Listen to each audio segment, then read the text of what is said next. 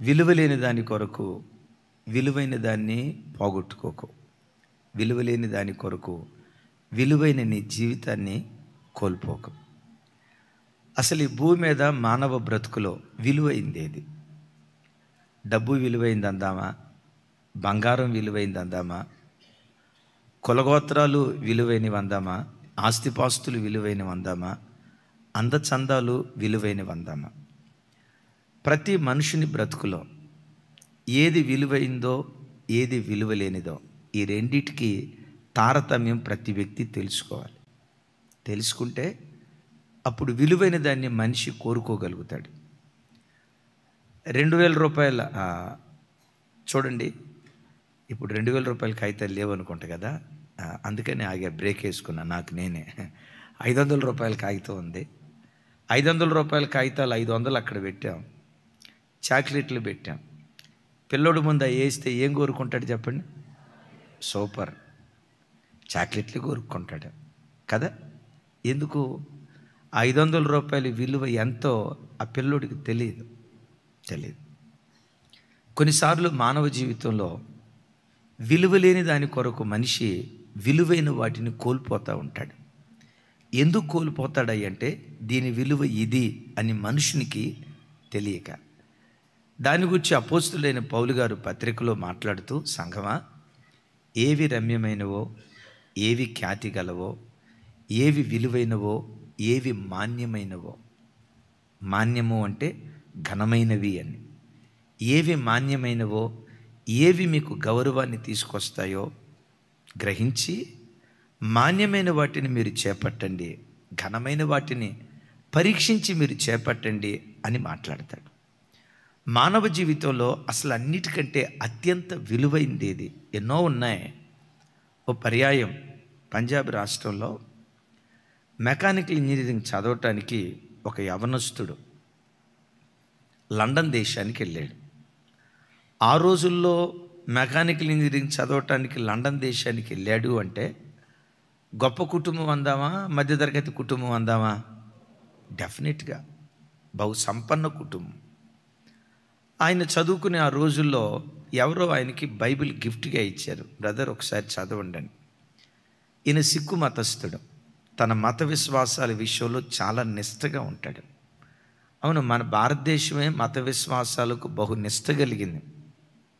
ప్రపంచ దేశాలు అన్ని దేశాల కంటే భక్తి మనసు కలిగిన దేశం ఏదైనా ఉన్నదంటే దేవుడు మనకిచ్చిన దేశం భారతదేశమే.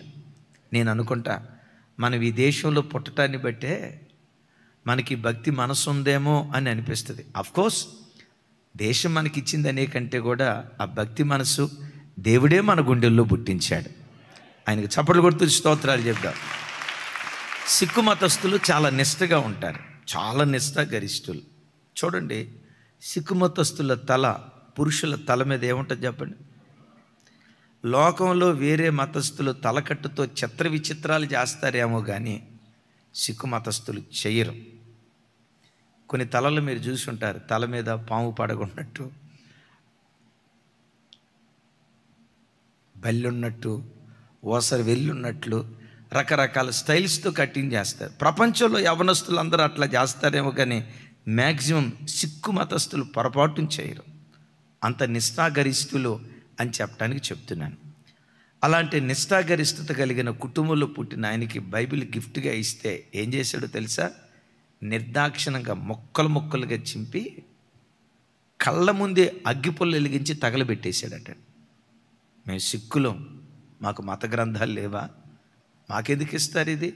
నో, ఈయన తక్కువ కులాలకు చెందిన దేవుడు ఏదో తనకు తెలిసిన భాషలో ఆ బైబిల్ని ముక్కలు ముక్కలుగా చింపి కళ్ళ ముందే చూస్తుండగానే తగలబెట్టేశాడు. అయితే బైబిల్ అయితే తగలబెట్టాడు కానీ బైబిల్ అట్ట ఉంది చూసారా, అట్ట. ఆ అట్ట చాలా అందంగా ఉండేసరికి అరే ఇది కాస్త అందంగా ఉంది, దీన్ని తగలబెట్టడం ఎందుకులే అని ఆ అట్ట సరిగ్గా చూడకుండా తన గదిలోకి తీసుకొచ్చి సెల్ఫ్లో పెట్టుకున్నాడట. కొన్ని దినాల తర్వాత ఆ సెల్ఫ్ సర్దుకుంటా ఉంటే ఈ బైబిల్ అట్ట కనపడింది. అరే ఏంటి అట్ట? అదే నేను తగలబెట్టే కదా, బైబిల్కి సంబంధించింది కదా, అసలు ఈ అట్ట మీద ఏముందో చూద్దాం అని ఆ అట్టను తదేకంగా చూస్తూ ఉన్నాడు. ఆ అట్టను తదేకంగా చూస్తూ ఉన్నాడు. చెప్పండి, బైబిల్ అట్ట మీద ఏమని రాసి ఉంటుంది? పరిశుద్ధ గ్రంథం అని రాసి ఉంది కదా. అలా చదివాడు. పరిశుద్ధ గ్రంథమా? అరే, నా చిన్నతనం నుంచి నేటి వరకు కొన్ని వందల మత గ్రంథాలు చదివేనే. ఏ మత గ్రంథానికి పరిశుద్ధ గ్రంథం అనే పేరు ఆపాదించబడలేదే. ఈ గ్రంథానికే పరిశుద్ధ గ్రంథం అనే పేరు ఎందుకు ఆపాదించబడింది? అసలు ఈ గ్రంథంలో ఏముందో తెలుసుకుందామని స్నేహితుడికి ఫోన్ చేసి బైబిల్ తెప్పించుకున్నాడు. కూర్చొని బైబిల్ చదవటం ప్రారంభించాడు. 4 రోజుల్లో బైబిల్ అంతా చదివాడు. బైబిల్ చదివి పూర్తి చేసే లోపు యేసుక్రీస్తును స్వరక్షకునిగా అంగీకరించాడు. అంగీకరించడం మాత్రమే కాదు, బాప్తిస్మం తీసుకున్నాడు. బాప్తిస్మం తీసుకోవటం మాత్రమే కాదు, ఏ చేత్తో బైబిల్ చింపాడో అదే చేత్తో బైబిల్ పట్టుకొని ప్రపంచ దేశాలంతా తిరుగుతూ యేసుక్రీస్తు సువార్తను చాటి చెప్తూ ఈ ఒక్క వ్యక్తి 10,000 సంఘాలు స్థాపించే శక్తిమంతుడిగా మార్చబడ్డాడు. Praise the lord. వారి పేరే ద గ్రేట్ భగత్సింగ్ గారు. ఆయన యేసుక్రీస్తును స్వరక్షకునిగా అంగీకరించిన తర్వాత లండన్ దేశం నుంచి ఆయన పంజాబ్ రాష్ట్రానికి వెళ్ళాడు.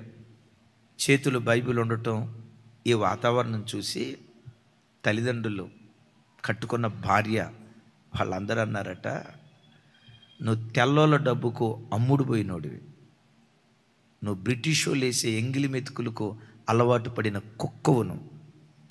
నీకు మేం కావాలంటే, భార్య అందట నేను కావాలంటే, తల్లిదండ్రులు అన్నారట మేం కావాలంటే యేసుక్రీస్తును వదిలిపెట్టు. మేము కోట్ల రూపాయల ఆస్తి సంపాదించి పెట్టాం, మేము సంపాదించిన ఆస్తి నీకు కావాలంటే ఆ యేసుక్రీస్తును వదిలిపెట్టు. మేం విలువైన వాళ్ళమో యేసుక్రీస్తు విలువైన వాడు తేల్చుకో. సంపాదించిన ఆస్తిపాస్తులు విలువైనవో యేసుక్రీస్తు విలువైన వాడు తేల్చుకో. మన సిక్కు కులం విలువైందో ఆ యేసుక్రీస్తు విలువైన వాడు తేల్చుకో. ఒకవేళ యేసుక్రీస్తే నీకు కావాలంటే చిల్లి గవ్వ కూడా, మేము సంపాదించిన ఆస్తిలో చిల్లి గవ్వ కూడా నీకు ఇవ్వం అని ఆ యవనస్తుడికి చెప్తే అగ్ని పరీక్ష. ఒకసారి చూడండి, అగ్ని పరీక్ష. యేసు ప్రభును కాదన్నావా, తల్లిదండ్రులు దూరం అయిపోతారు, అన్నదమ్ములు దూరం అయిపోతారు, చివరికి కట్టుకున్న భార్య దూరం అయిపోతుంది. యేసు ప్రభువును కాదన్నావా, అప్పటి వరకు కోట్లకు పడగెత్తి కుబేరుడుగా కనపడుతున్న యవనస్తుడు రెప్పపాటు కాలంలో, ఆ క్షణంలో ఏమీ లేని నిస్సహాయ స్థితిలో దరిద్రుడిగా మారిపోతాడు. వినటానికి తేలికే, చెప్పటానికి తేలికే, కానీ అనుభవించటానికి ప్రసవ వేదన.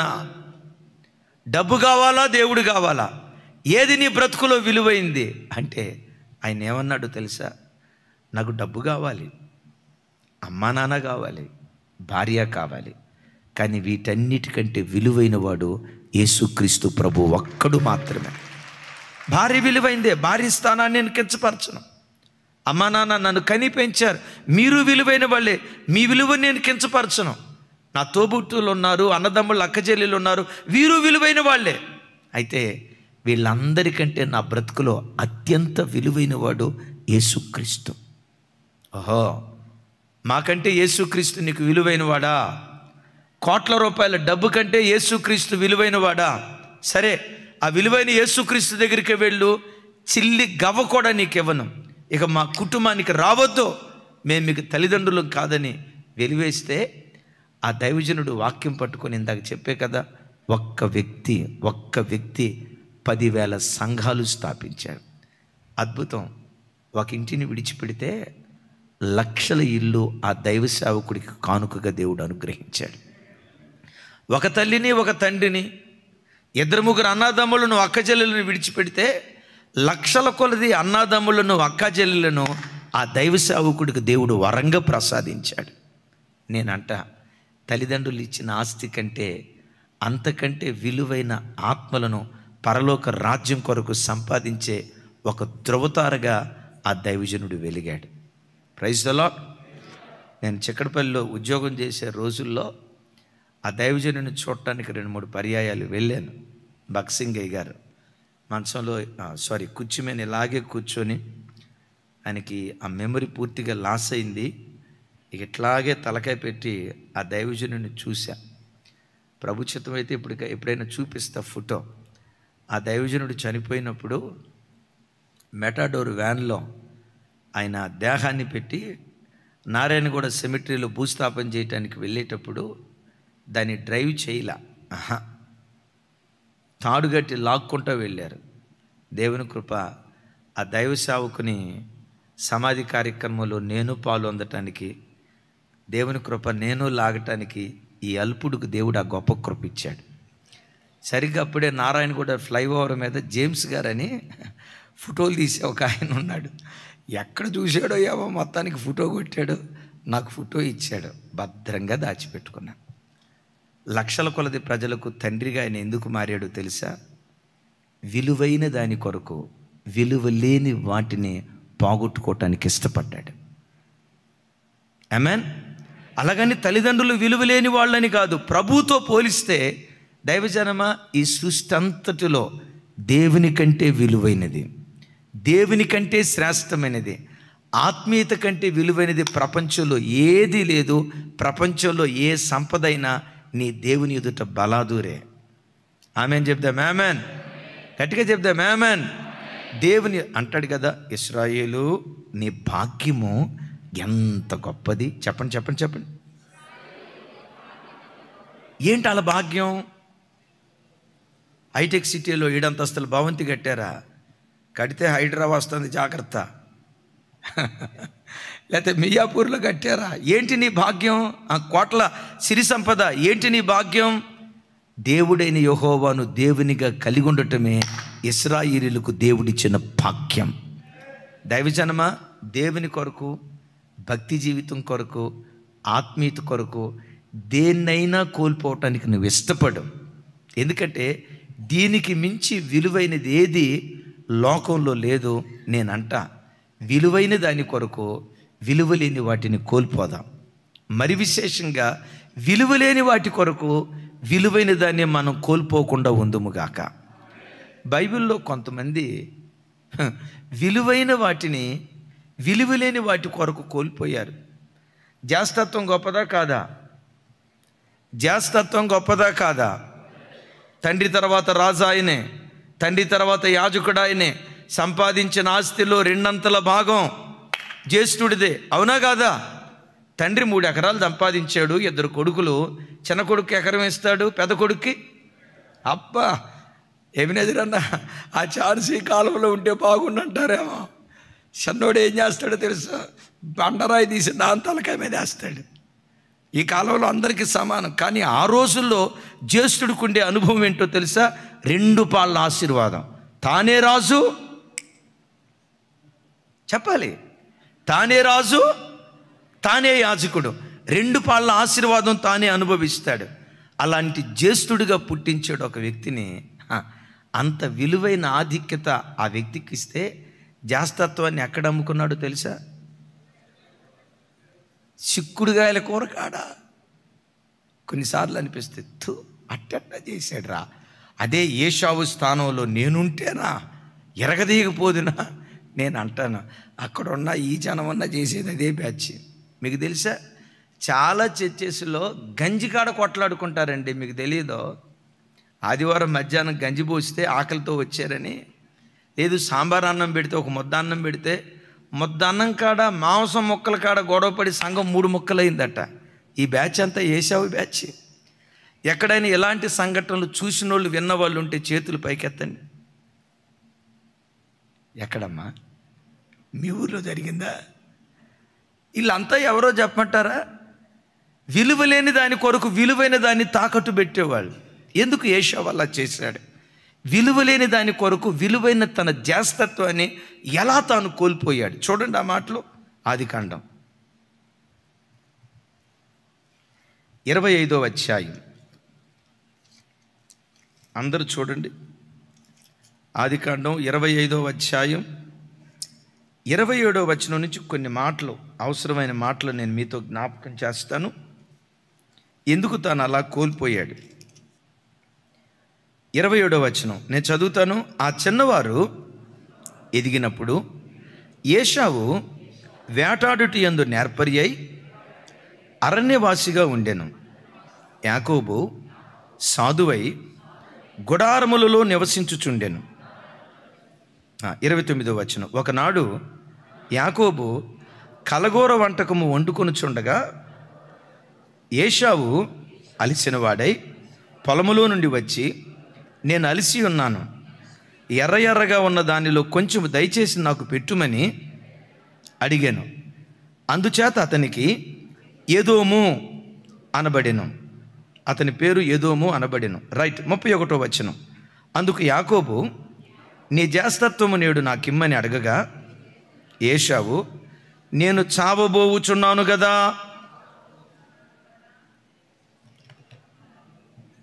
నేను చావబోవుచున్నాను కదా, జ్యేష్ఠత్వము. చూడండి, ఎర్ర ఎర్రగా ఉన్న చిక్కుడుకాయల కూర చూశాడు. ఒక మాట అంటానండి, అరే ఏదో చికెన్ కూర తిని చూసి కాస్తంత శోధించబడ్డాడంటే పోనీలే అనుకోవచ్చు. ఏదో మటన్ బిర్యానీ చూసి శోధించబడ్డాడంటే పోనీలే అనుకోవచ్చు. దరిద్రం ఏంటి? చిక్కుడుకాయల కూర చూసినప్పుడు ఏమంటాడు తెలుసా? నేను చావబోచున్నాను. నేను ఏశావుని అడుగుతా, ఏశావా, ఒక్క పూట భోజనం చేయకపోతే చచ్చిపోతారా? పొట్టి శ్రీరాములు గారు 52 రోజులు భోజనం చేయకుండా ఉన్నాడు. ఒక్క పూట భోజనం చేయకపోతే చచ్చిపోతావు. ఏమంటాడు తెలుసా? నేను చనిపోబోచున్నాను. జ్యేష్ఠత్వం నాకెందుకు? జ్యేష్ఠత్వం విలువ తెలియక ఒక్క పూట కూటి కోసం తన జ్యేష్ఠత్వాన్ని నమ్ముకున్నాడు. దైవజనమా, ఏశావు భ్రష్టుడు అవటానికి, యాకోబు భాగ్యవంతుడు అవటానికి కారణం ఏంటో చెప్పమంటారా? ఒక మాట. లోక సహవాసం కంటే దైవ సహవాసం విలువైనది అని యాకోబు ఎరిగాడు. యాకోబు ఎరిగింది ఏంటంటే, లోక స్నేహం కంటే దైవ స్నేహం విలువైంది. ఏశావు ఏమించాడు తెలుసా? దేవునితో స్నేహం కంటే నాకు లోక స్నేహమే మేలని ఏశావు ఎప్పుడు అరణ్యవాసిగా ఉండేవాడట. చెప్పండి. యాకోబు ఎప్పుడు గుడారం దేనికి గుర్తు? దేవుని సన్నిధికి గుర్తు. గుడారం దేనికి గుర్తు? దేవునితో సహచర్యం చేసే జీవితానికి గుర్తు. గుడారం దేనికి గుర్తు? దేవుని పాద సన్నిధిలో గడిపే జీవితానికి గుర్తు. నేను అనుకుంటా, గుడారంలో బ్రతికిన యాకోబు తాచగా ఉపవాసం ఉండేవాడు. ఇప్పుడు తాను వండుకుంటున్నాడంటే ఆకలయ్యే వండుకుంటున్నాడు కదా. సహజంగా బ్రదర్స్ కిచెన్ వైపు రారు కదా. అమ్మ గంగాధర్ గారు కిచెన్ వైపు వస్తారా? వచ్చినట్టున్నాడు. గంగాధర్ అన్న, నువ్వు కనపట్లా. రైట్. అమ్మ కిచెన్ వైపు వస్తాడా? రాడు. ఎప్పుడైనా పొరపాటున కిచెన్ వైపు వచ్చాడు అనుకోండి, ఎప్పుడు వస్తారు చెప్పండి? అమ్మ బాగా ఆకలి అయితే. అలాంటిది యాకోబు వంట వండుకుంటున్నాడంటే దాని అర్థం ఏంటి? బాగా ఆకలితో ఉండి ఉంటాడు. వాళ్ళ అమ్మకి ఆరోగ్యం బాగాలేదేమో, మొత్తానికి వండుకున్నాడు. అయిపోయింది. తినబోయే లోపు ఏశావు వచ్చాడు. యాకోబు ఆకలితో ఉన్నాడు, ఏశావు ఆకలితో ఉన్నాడు. దైవజనమ, ఒక్క పూట ఆకలికి ఆగలేకపోయాడు ఏశావు. ఎందుకో తెలుసా? ఏశావుకు ఉపవాసం అలవాటు లేదు. యాకోబు ఉన్నాడే, ఉపవాసం అలవాటు, ఆల్ నైట్ ప్రేయర్లు చేయటం అలవాటు, దేవుని సన్నిధిలో గడపటం అలవాటు. యేసయ్యకి మహిమ కలుగును గాక. దైవజనమ, ఏది విలువైనదో ఏది విలువలేనిదో గుర్తుంచుకో. ఏది విలువైంది? ఉపవాసంతో కడుపు చంపుకోవటం విలువైంది. దేవుని సన్నిధిలో ప్రతి శనివారం దేవుని మందిరానికి వచ్చి కడుపు చంపుకొని మోకాళ్ళుని ప్రార్థన చేయటం, ఇది మన భక్తి జీవితానికి విలువైనది. కంటారా నిద్రపోవటం కంటే నిద్ర చంపుకొని దేవుని సన్నిధిలో యాకోబులాగా రాత్రుల పూట దేవుని పాద సన్నిధిలో గడపటం, ఇది విలువైనది. నేను అడుగుతా, తిండి విలువైందా? ఉపవాసం విలువైందా? కొంచెం గట్టిగానండి, వినపడలేదు నాకు. కొంచెం గట్టిగా. అలాగని వారం అంతా ఉపవాసం ఉండి టీబీ రోగం తెచ్చుకునేరు గాక. వారంలో ఒక రోజు ఉపవాసం ఉండండి. దేవుడు బలపరిస్తే 2 రోజులు ఉపవాసం ఉండండి. దైవజనమ, దేవుడు బలపరిస్తే వారానికి ఒకసారి, వారానికి 2 రోజులు కడుపు చంపుకొని దేవుని సన్నిధిలో ఉపవాసం ఉన్నాడు యాకోబు. తను పుట్టింది కనిష్ఠుడు కానీ తన ఉపవాసం ద్వారా కనిష్ఠుడు జ్యేష్ఠుడయ్యాడు. ఆమెన్. దైవజనమ, నువ్వు పుట్టి పెరిగింది ఒక మాట, తాగుబోతుల కుటుంబంలో పుట్టిన, తిరుగుబోతుల కుటుంబంలో పుట్టిన, అక్రమ సంబంధాల్లో బ్రతికే వంశంలో నువ్వు పుట్టిన, అసలు దేవుడంటే ఏంటో తెలియక దైవము కాని వాటిని ఆరాధించే కుటుంబాల్లో పుట్టిన యాకోబులాగా దేవుని సన్నిధిలో ప్రార్థన చేయి. నీ మీద పడిన ముద్రలు దేవుడు మార్చి ఓ క్రొత్త పేరు దేవుడు మనకు అనుగ్రహించునుగాక. చెప్దాం ఆమేన్. యాకోబు ఎక్కడ బ్రతికాడు? యాకోబు పెరిగింది ఏంటంటే లోక స్నేహం కంటే దేవునితో స్నేహం విలువైనది. నా బ్రతుకులో విలువైనది ఏదంటే దేవునితో స్నేహం. అలా స్నేహం చేయటాన్ని బట్టి, స్నేహం చేయకపోవటాన్ని బట్టి ఏశావు ఏమయ్యాడు, స్నేహం చేసిన యాకోబు ఏమయ్యాడు? యాకోబుని గూర్చి రాసి ఉంటుంది, అతడు సాధువై గుడారములో నివసించను.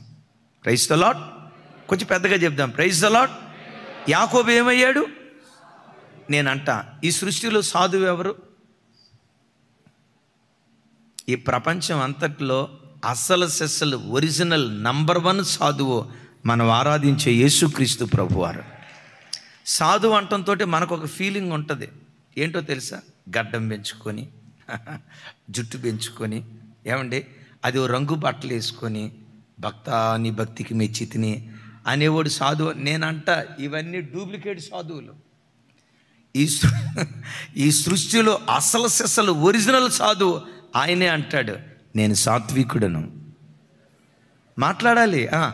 నేను సాత్వికుడను, దేన మనసు గలవాడును. సాధువు అంటే సహించి భరించి ప్రేమను పంచేవాడు సాధువు.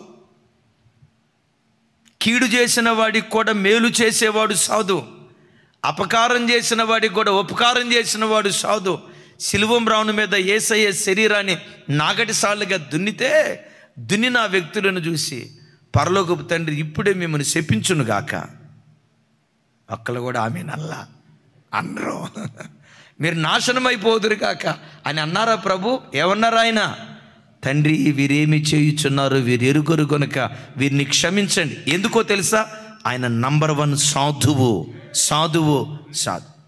ఆ సాధువు తన ప్రజలకు చెప్తా అంటాడు, పెద్ద ఆయన పేతురు గారు వచ్చి అంటాడు, అయ్యా నా సహోదరుడు నా పట్ల కీడు చేస్తే ఎన్నిసార్లు నేను క్షమించాలి? 7 సార్లు నేను క్షమిస్తే సరిపోద్దా? అసలు ఈ బ్యాచ్ అట్టాడిదో తెలుసా? పేతురు బ్యాచ్ 7 సార్లు కాదు చెప్పాలి, ఒక్కసారి కూడా క్షమించే బ్యాచ్ కాదు. ఎప్పుడు ఈ బ్యాచ్ టెంపర్ మీదే ఉంటుంది. మలుకు చెవు తెగ్గొట్టాడు కదా అనుకున్నాడు, 7 సార్లు బిగబట్టి 8వసారి ఆడి మెడ తీసేద్దాం అనుకున్నాడు. అప్పుడు ప్రభు అంటారు, జీవితకాలం మనం సహించాలి. సాధుత్వాన్ని నేర్పిన సాధువు ఆయన. సాధువులాగా బ్రతికాడు, తనను వెంబడించిన ప్రజలను కూడా సాధువులాగా మార్చాడు. Praise the lord. దైవజనమా గమనించండి, ఇలాంటి సాధువు యేసుక్రీస్తు కదా. గుడారంలో గడిపిన యాకోబు నాడే యేసుక్రీస్తు వంటివాడిగా మారిపోయాడు. ఏశావేమో అరణ్యవాసి అయి వేటాడేవాడిగా మారిపోయాడు. వేటాడేవాడు బాధిస్తాడు, సాధువు బాధించడు, బాధను కూడా సహిస్తాడు. ఈ భిన్నమైన వ్యక్తిత్వాలు వీళ్ళిద్దరిలో నుంచి ఎందుకు వచ్చాయో తెలుసా? ఏశావేమో లోకంలో బ్రతికేవాడు, యాకోబేమో గుడారంలో బ్రతికేవాడు. చప్పట్లు కొడుతూ స్తోత్రాలు చెప్దాం.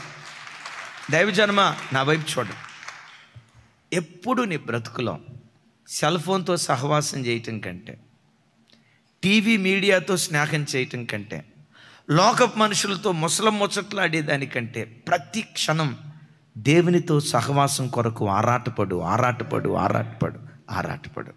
మీరు ఒక మాట ఎరుగుదురు కదా, జ్ఞానుల సహవాసం చేయువాడు జ్ఞానిగా మార్చబడతాడు. మరోసారి, జ్ఞానుల సహవాసం చేయువాడు, మరోసారి చెప్పాలి, జ్ఞానుల సహవాసం చేయువాడు, చదువులతో సహవాసం చేసేవాడు, తాగుబోతులతో సహవాసం చేసేవాడు, తిరుగుబోతులతో సహవాసం చేసేవాడు, జ్ఞానులతో సహవాసం చేసేవాడు, దేవునితో సహవాసం చేసేవాడు దేవుని వంటి వాడిగా మారిపోతాడు. యాకోబు సాధువయ్యాడు. విచిత్రం చూడు, యాకోబు సాధువయ్యాడు అంటే యేసుక్రీస్తు వంటి వాడిగా మారిపోయాడు. దేన్ని బట్టో తెలుసా? దేవునితో గుడారములో సహవాసం చేసి. దైవజనమ ఒక మాట, మనం అందరం ఎవరిమై అంటే అడవి చెట్ల లాంటి వాళ్ళం అంటాడు పౌలు గారు రోమాపత్రికలో. అడవి ఒలివ చెట్ల మనం. చెప్పండి, ఎవరి మనం? కొంచెం గట్టిగా చెప్పాలి. మనం అందరం అడవి ఒలీవ చెట్లు అనుకోండి, లేదా ఇది కాదు, ఇది అడవి ఒలీవ చెట్టు అనుకోండి. అడవి మనుషులు మనం. ఆమెన్. ఒకప్పుడు, ఇప్పుడు కాదు, ఒకప్పుడు మనం అందరం ఎవరమే. ఎందుకో తెలుసా? ఒకప్పుడు కొంతమంది జీవితంలో మాటకు ముందు బూతు, మాట తర్వాత బూతు. ఎబినేజర్ అన్న ఒక పదం వాడుతూ ఉంటాడు, నేను చెప్పలేను ఆ మాట ఇప్పుడు.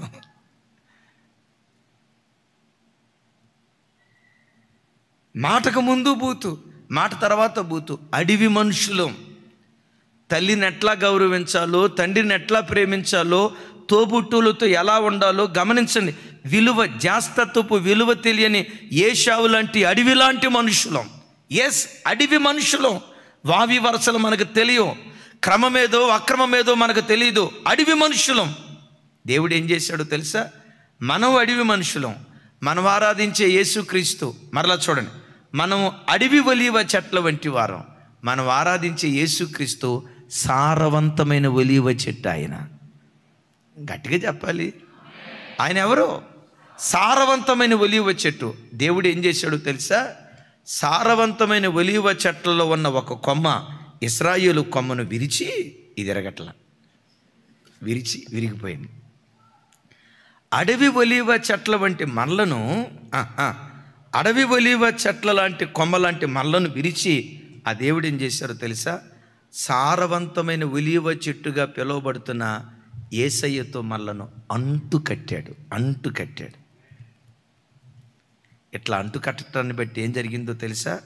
సారవంతమైన ఒలీవ చెట్టుతో అంటు కట్టబడిన ఈ అడవి ఒలీవ చెట్టు కాలానుగుణంగా తన ప్రాచీన స్వభావాన్ని కోల్పోయి అడవి ఒలీవ చెట్టు కూడా సారవంతమైన ఒలీవ చెట్టుగా మారిపోయింది. చప్పటి కొట్టే యేసయ్యకు స్తోత్రాలు చెప్తాం. ఆమెన్, హల్లెలూయా. యాకోబా, మీ అన్న అడవి మనిషి కదా, నీవెట్లా సాధువు అయిపోయావు? నా గొప్పతనం ఏమి కాదు కానయ్యా, గుడారములో నివసించా. ఎక్కడ? దైవజనమా, ఎప్పుడు సమయం దొరికినా మందిరంలో ఎప్పుడు ప్రార్థన జరిగిద్దా? ఏ రోజు ఉపవాస ప్రార్థన జరిగిద్దా? దేవుని సన్నిధికి నేను ఏ రోజు రావాలని నీటి వాగుల కొరకు దుప్పి ఆశపడినట్లుగా దేవుని సన్నిధి కొరకు మీరు ఆశపడుదురుగాక. ఆయనతో మరోసారి చూడండి, ఆయనతో సహవాసం చేస్తే మన ప్రాచీన స్వభావాలను కోల్పోయి ఆయన వంటి వారిగా మనం మారటానికి దేవుడు కృప చూపిస్తాడు.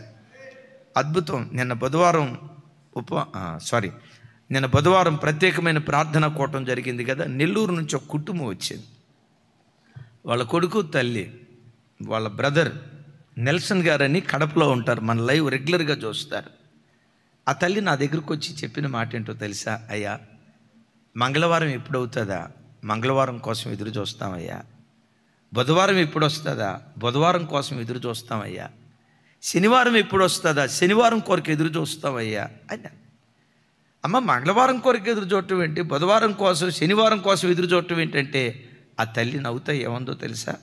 ప్రతి మంగళవారం ఉదయం 10 గంటలకి ప్రత్యేకమైన ప్రార్థన కూటం ఉంటుంది కదయ్యా, ఆ లైవ్ ఎప్పుడు వస్తా, లైవ్ కోసం ఎదురు చూస్తానయ్యా. బుధవారం సాయంత్రం లైవ్ వస్తుంది కదా, దానికోసం ఎదురు చూస్తానయ్యా. శనివారం ఉపవాస ప్రార్థన ఉంది కదయ్యా. అవునమ్మా, ఉందమ్మా. ఎప్పుడు శనివారం వస్తుందా, లైవ్ ఆన్ చేద్దామా, దేవుని సన్నిధిలో కూర్చుందామని శనివారం కొరకు ఎదురు చూస్తానయ్యా. ఆ తల్లి మాట్లాడుతూ ఇలా దేవునితో గడిపి మా ప్రాచీన స్వభావాలు కోల్పోయి దేవుని వంటి వారిగా మేము మారటానికి దేవుడు కృప చూపించాడయ్యా. Praise the lord. జ్ఞానులతో సహవాసం చేసేవాడు, పెద్దగా జ్ఞానులతో సహవాసం చేసేవాడు, కోపిష్ఠులతో సహవాసం చేసేవాడు, తాగుబోతులతో సహవాసం చేసేవాడు, తిరుగుబోతులతో సహవాసం చేసేవాడు, లోకంతో స్నేహం చేసేవాడు, దేవునితో స్నేహం చేసేవాడు దేవుని వంటి వాడిగా మార్చబడటానికి దేవుడు కృప చూపిస్తాడు. మరో మాట చెప్పమంటారా? దేవునితో మనం సహవాసం చేస్తే ఏది విలువైనదో ఏది విలువలేనిదో ఇట్టే మనం గుర్తుపట్టగలుగుతాం. జ్యేష్ఠత్వం ఎంత విలువైంది. ఏశావు ఆ విలువైన దాన్ని గుర్తించలేకపోయాడు. దైవజనమ, ఆ విలువైన దాన్ని గుర్తించలేక ఆ విలువైన జ్యేష్ఠత్వాన్ని చిక్కుడుగాయల కూర దగ్గర తాకట్టు పెట్టాడు. నువ్వు దేవుని సన్నిధిలో గడిపే అనుభవం నీకుంటే చూడండి, మీరు అనొచ్చు, అన్నయ్య ఏశావు స్థానంలో నేనుంటే ఏశావులాగా నేను దిగజారేవాడిని కాదు, దిగజారేదాన్ని కాదు అన్నయ్య. జ్యేష్ఠత్వం ఎంత విలువైందో నాకు తెలుసు కాబట్టి అవసరమైతే వారం రోజులు తినకుండా ఉండేదాన్నేమో కానీ పొరపాటున జ్యేష్ఠత్వాన్ని కోల్పోయేదాన్ని కాదన్నయ్య. నాకు తెలుసు అన్నయ్య జ్యేష్ఠత్వ విలువ అని అంటారు కదా. నా వైపు చూడండి, అబద్ధం ఆడకుండా చెప్పండి. ఇక్కడ బైబిల్ ఉంది, ఇక్కడ సెల్ ఫోన్ ఉంది. అబద్ధం ఆడకుండా చెప్పండి. ఈ రెండిట్లో తొందరగా ఏది పట్టుకోవటానికి మీ చేయి తొందరపడింది చెప్పండి. మరి ఆ ఏశావులు మీరు కాదా? చెప్పండి. ఆ ఏశావులు మీరు కాదా? వాట్సాప్లో ఫేస్బుక్లో అవి చూసుకుంటే ఇవి చూసుకుంటా కాలం గడుపుదామని. విలువైన వెండి బంగారాల కంటే శ్రేష్టమైనది దేవుని వాక్యం. ఎరుగుదురు కదా. తేనె కంటే, పెద్దగా చెప్పాలి, తేనె కంటే, జుంటు తేనె దారాల కంటే మధురమైనది దేవుని వాక్యం. ఎంతమందికి తెలిసి వాక్యం అని అడగను, అందరూ చేతులు పైకెత్తుతారు. తేనె కంటే, ఇప్పుడు చూడండి, తేనె కంటే జుంటు తేనె దారాల కంటే మధురమైనది వాక్యం అని అన్నారు కదా. నాకు ఎక్కువ నిద్రమత్తు రాకుండా ఉండేటట్లు చికెన్ వండారు బాగానే ఉంది, మటన్ వండారు బాగానే ఉంది. అమ్మో ఎక్కువ తింటే నిద్రమత్తు వస్తుంది కదా, ప్రార్థన చేసుకోవటానికి వాక్యం చదువుకోవటానికి ఒక ముద్ద తక్కువ తింటా అని మీలో ఎవరైనా, ప్రార్థన చేసుకోవడానికి ముద్ద తక్కువ తింటా, వాక్యం చదువుకోవడానికి అబ్రాహ్మణ దొరకాలే కానీ అబ్రాహ్మణ నా వైపు చూడాలి. ఇప్పుడు చూడండి, నా వైపు చూడండి. వాక్యం చదువుకోవడానికి ముద్ద తక్కువ తింటానన్న వాళ్ళ చేతులు ఎత్తండి. అలా ఉంటే దేవుడు నిజంగా మీరు ధన్యులు. కిషోర్ గారు చూడాలి. ఏశావు ఏది విలువైనదో గుర్తించలేకపోయాడు. ఎందుకో తెలుసా? దేవుని సన్నిధిలో గడపకపోవటాన్ని బట్టి. దేవుని సన్నిధిలో గడిపే వ్యక్తి కంటే అమ్మ విలువ తెలుస్తుంది, నాన్న విలువ తెలుస్తుంది, దైవ సేవకుల విలువ తెలుస్తుంది, కుటుంబ విలువలు తెలుస్తాయి, భర్త విలువ తెలుస్తుంది. ఒక మాట చెప్పమంటారా? దేవుని విలువ తెలిసిన మనిషికి, దేవుని సన్నిధి విలువ తెలిసిన మనిషికి ప్రతి దాని విలువ తెలుస్తుంది. చప్పలు కొడుతూ స్తోత్రాలు చెప్దాం. దేవుని విలువ తెలియనోడు, దేవుని సన్నిధి విలువ తెలియనోడు, చూడండి, దేవుని విలువ తెలియనోడు, దైవ సన్నిధి విలువ తెలియనోడు, భార్య విలువ తెలియదు, ఆడికి భర్త విలువ తెలియదు, కుటుంబ విలువలు తెలియవు, సంఘ విలువ తెలియదు. అమ్మో దైవ సేవకులు, అమ్మో ప్రతిష్ఠించబడిన వాళ్ళు, అయ్యో దైవ సేవకులు వీళ్ళు, ఆ విలువ వాడికి తెలియదు. దేవుని సన్నిధిలో గడిపే వ్యక్తికి మాత్రం పరలోకపు విలువ తెలుస్తుంది, పరిశుద్ధాత్మ విలువ తెలుస్తుంది, వాక్యం విలువ తెలుస్తుంది. ప్రతి దాని విలువ తెలుసుకొని దాన్ని కాపాడుకునేవాడిగా మారిపోతాడు. విలువలేని చిక్కుడుగాయల కూర కోసం విలువైన జ్యేష్ఠత్వాన్ని కోల్పోయాడు. విలువలేని చిక్కుడుగాయల కూరను తృణీకరించి విలువైన జ్యేష్ఠత్వాన్ని యాకోబు స్వీకరించి ఇజ్రాయేలు గోత్రకర్తగా మారాడు. ఈ యాకోబులో నుండి లేవీలు పుట్టుకొచ్చారు, ఈ యాకోబులో నుండి రాజులు పుట్టుకొచ్చారు, ఈ యాకోబులో నుండి మహారాజైన దావీదు పుట్టుకొచ్చాడు. ఇదే యాకోబులో నుండి రాజులకు రాజు, ప్రభువులకు ప్రభు, భూపతులందరికీ అధిపతిగా పిలువబడుతున్న లోకరక్షకుడైన యేసుక్రీస్తు వారు ఉద్భవించారు. ఎందుకో తెలుసా? విలువ లేని దాని కొరకు విలువైన దాన్ని కోల్పోలేదు. ఏది విలువైంది? నంబర్ 1, లోక సహవాసం కంటే, లోక స్నేహం కంటే దేవునితో సహవాసం, దేవునితో స్నేహం విలువైనది. ఆ విలువైన దాన్ని కాపాడుకునే కృప దేవుడు మనకు దయచేయును గాక. రెండవది, ఏది విలువైంది, ఏది విలువ లేనిది పోలిస్తే నేనంట ధనం కంటే గుణం చాలా విలువైంది. ఆమె పెద్దగా చెప్పండి ఈ మాట. ధనం కంటే గుణం చాలా విలువైంది. గుణానికి సమమైనది, గుణానికి పోటీ అయినది ప్రపంచంలో మరొకటి ఏదీ లేదు. సామెతల గ్రంథంలో అంటాడు, చూడండి ఆ మాట. సామెతల గ్రంథం 4వ అధ్యాయం 7, 8 వచనాలు చూడండి ఒకసారి.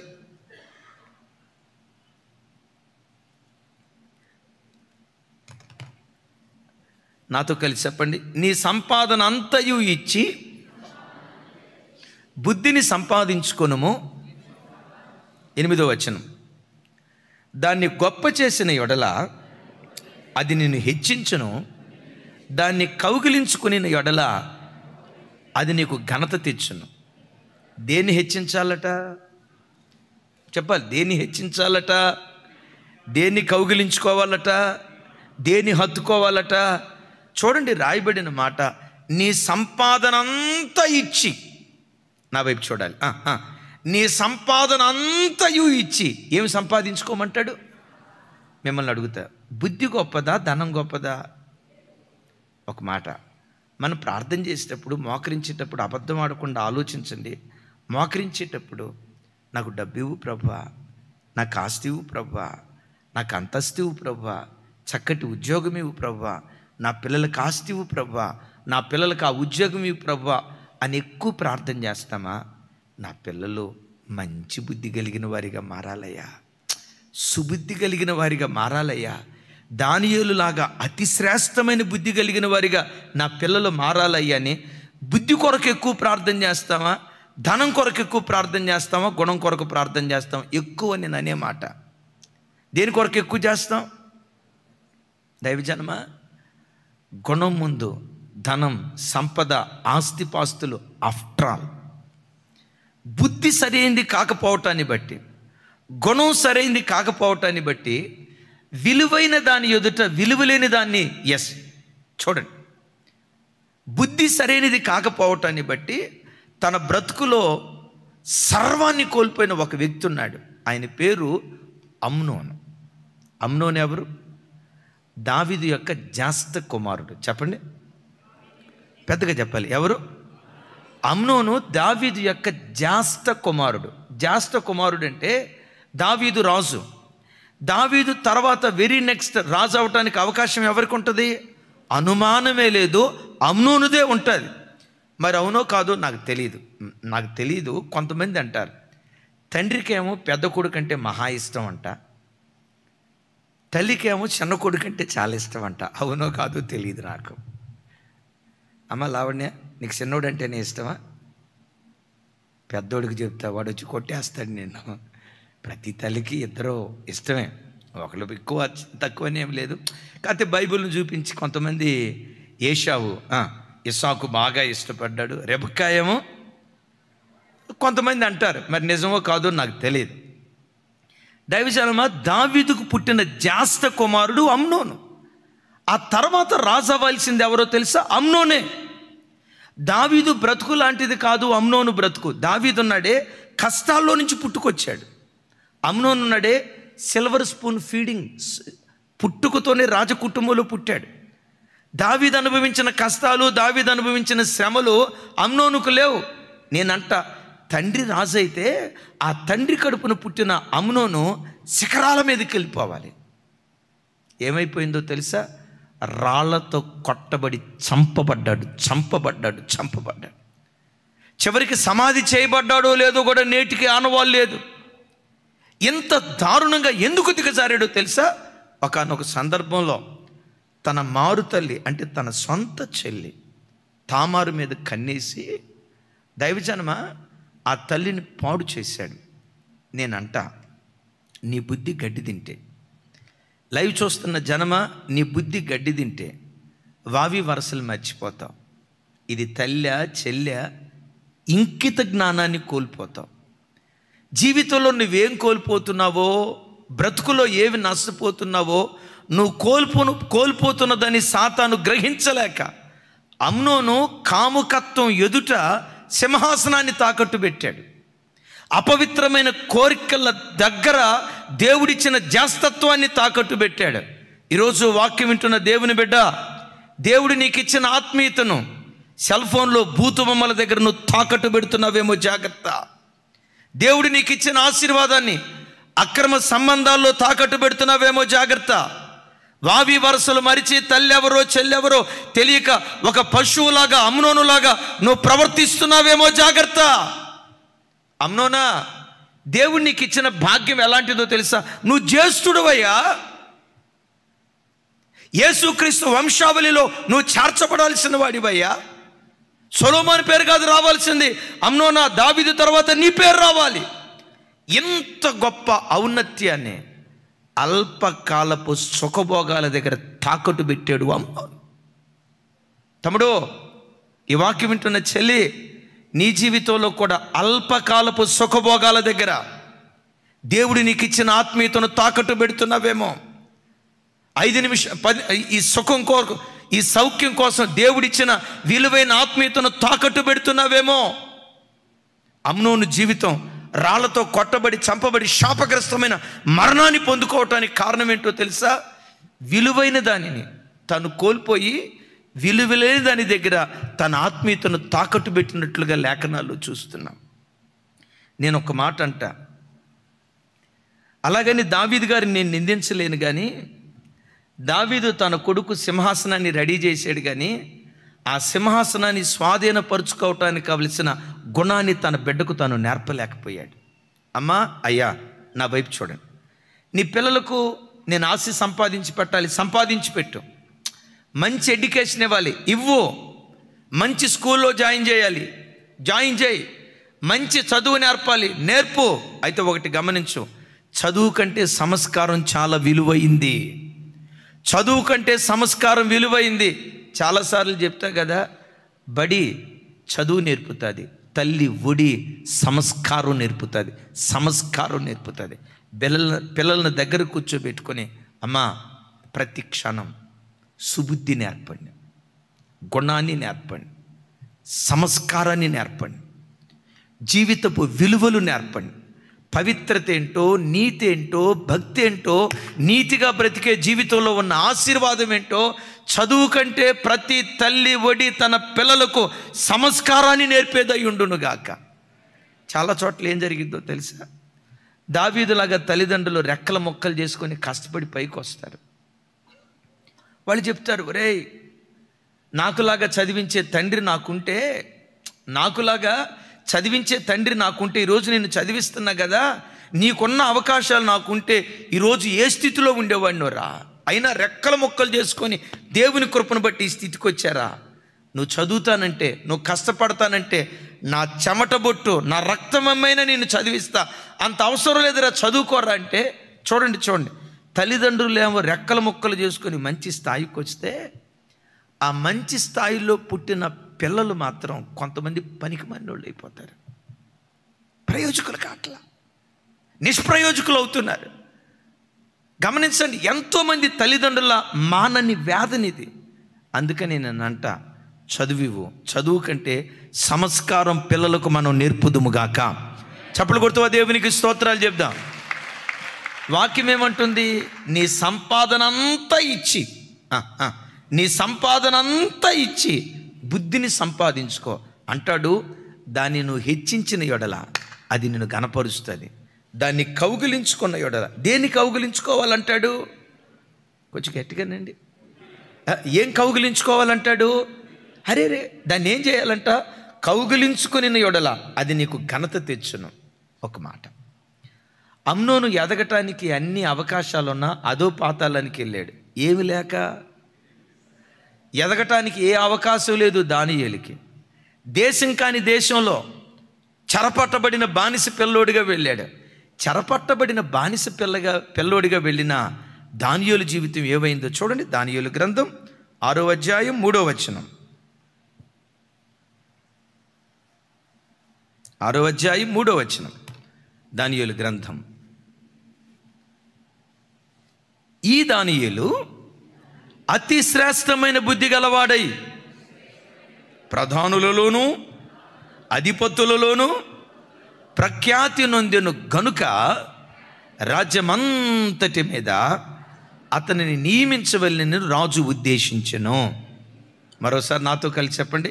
ఈ దానియేలు అతి శ్రేష్టమైన బుద్ధి గలవాడై ప్రధానులలోనూ అధిపతులలోనూ ప్రఖ్యాతి నొంది ఉండెను. చెప్పండి, దానియేలు ఏమయ్యాడట? ప్రఖ్యాతిగాంచినవాడు. ఎవరి మధ్యలో?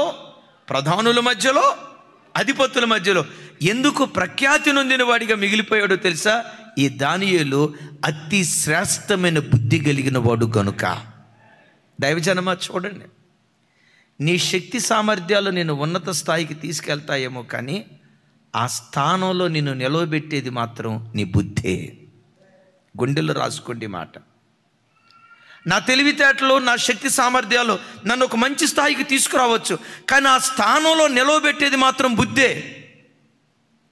బుద్ధి లేని పరిస్థితిలో ఒకడు బ్రతికితే వాడు గడ్డి తింటూ జీవిస్తాడని వాక్యం అంటుంది. అందుకని దైవజన్మ, ప్రతి బిడ్డ అతి శ్రేష్టమైన బుద్ధిని సంపాదించుకునేవాడిగా ఉండాలి. ఇప్పుడు ఒక మాట నా వైపు చూడండి. అనయ్య బుద్ధి బుద్ధి బుద్ధి అన్నారు. బైబిల్లో కూడా ఇంకో మాట రాసి ఉంటుంది. బుద్ధి లేకపోతే ఏం జరిగిద్దో చూడండి. హోషేయ గ్రంథం 13వ అధ్యాయం 13వ వచనం. భలే చక్కటి మాట. హోషేయ గ్రంథం విలువైన మాట. ప్రసూతి వేదనలు కలిగినట్లుగా అతనికి వేదనలు పుట్టును. పిల్ల పుట్టు సమయమున బయటకు రాని శిశువైనట్టుగా అతడు బుద్ధి లేనివాడై వృద్ధిలోనికి రాడు. దైవజనమా, ఈ మాట గాంభీర్యం చూడండి. ఒక తల్లి నిండు గర్భిణితో ఉంది. ప్రసవ దినాలు సమీపించాయి. నొప్పులు పడుతుంది. కానీ ఆ బిడ్డ బయటికి రావట్లా. ఆ బిడ్డ లోపటే ఉన్నాడు. ఆ తల్లికి ఎంత బాధ, ఆ తల్లి ఎంత బాధ అనుభవిస్తుందో, బుద్ధి లేని పిల్లలను బట్టి కూడా తల్లిదండ్రులు అంతే బాధ అనుభవిస్తారు. విన్నారా? అలాగని గర్భంలో ఉన్న శిశువు ఏమన్నా హాయిగా ఉంటాడా?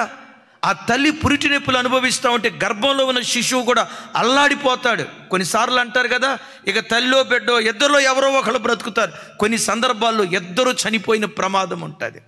గర్భంలో ఉన్న శిశువు కూడా అల్లాడిపోతాడు కదా. గర్భంలో ఉన్న శిశువు ప్రసవ దినాల్లో బయటకు రాకపోతే వాడు తల్లి ఎలా అల్లాడిపోతారో, బుద్ధి లేని బ్రతుకులు కూడా అలాగే అల్లాడిపోతాయి. వాక్యం అంటుంది. ధనం కంటే శ్రేష్టమైనది గుణం.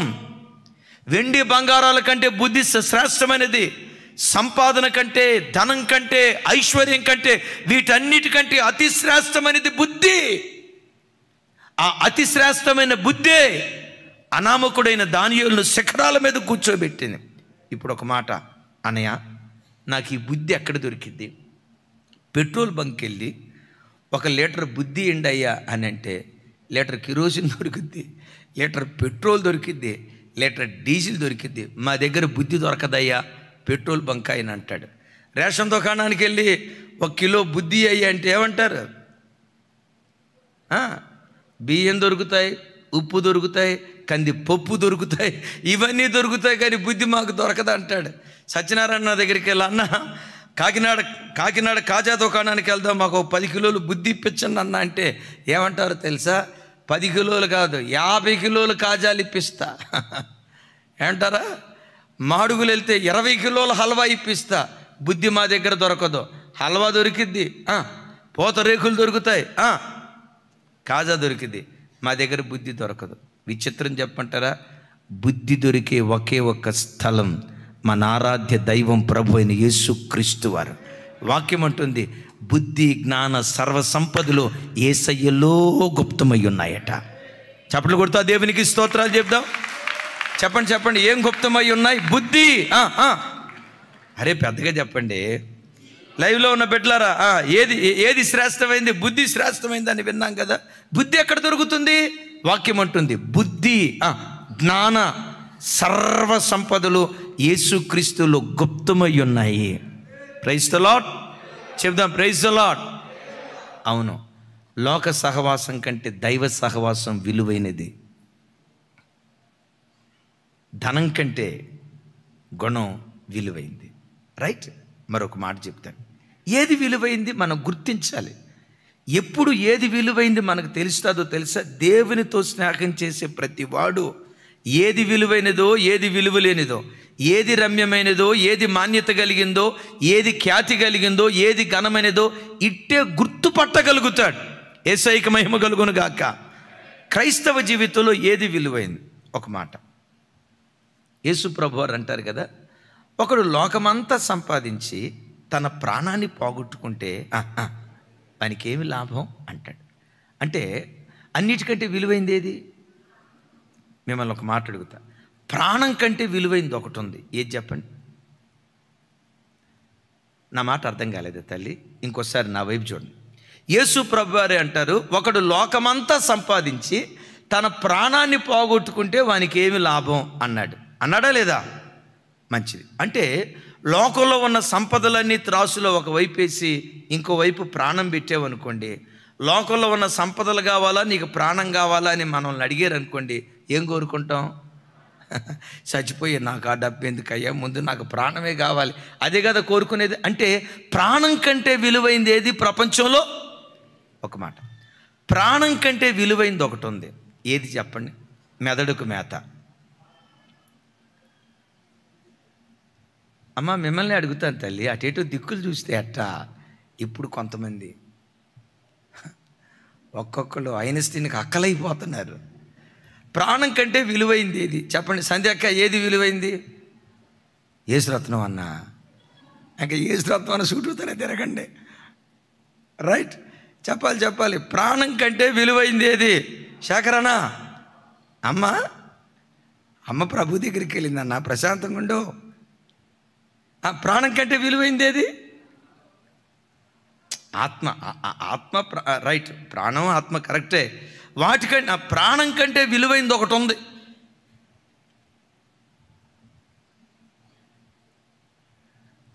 మా వాళ్ళు ఎవరు చెప్పట్లా. అమ్మ చైనా నుంచి మీ చైనా భాషలో ఏదన్నా ఉంటే ఒకటి చెప్తల్లి, చైనా భాషలో చెప్పు. మాకు అర్థం కాదుగా, మీరే చెప్పినా కరెక్టే అనుకుంటాం. జెరూషాక, ప్రాణం కంటే విలువైంది రెడ్డి అన్న. అమెరికాలో ఉన్న అమ్మాయా? కాదు. మన ప్రాణం కంటే విలువైంది ఏదో తెలుసా? దేవుడు మనకు అనుగ్రహించిన పరిచర్య. నా సొంత మాటలు చెప్పట్లేదు, లేఖనాల్లో నుంచి చెప్తాను. చూడండి, అపోస్తులైన పౌలు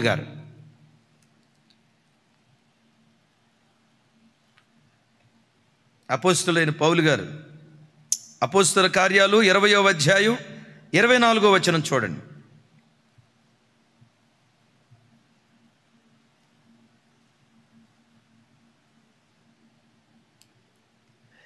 నాతో కలిసి చెప్పండి. అయితే దేవుని కృపా సువార్తను గూర్చి సాక్ష్యం ఇచ్చుట యందు నా పరుగును, అందరు పెద్దగా చెప్పాలి, నేను ప్రభు అయిన యేసు వలన పొందిన పరిచర్యను తొదముట్టించవలెనని నా ప్రాణము నాకెంత మాత్రమును.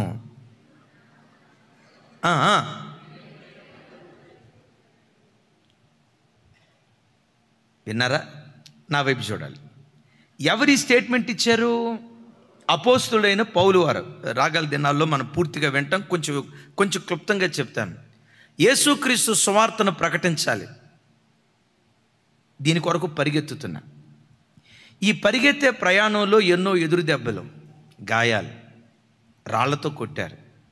ఈ కదలలేని పరిస్థితి అయినా నా పరుగు నేను ఆపలా. ఎందుకు పరిగెత్తుతున్నాను తెలుసా? అన్నారు, పౌలా నువ్వు చనిపోతావు.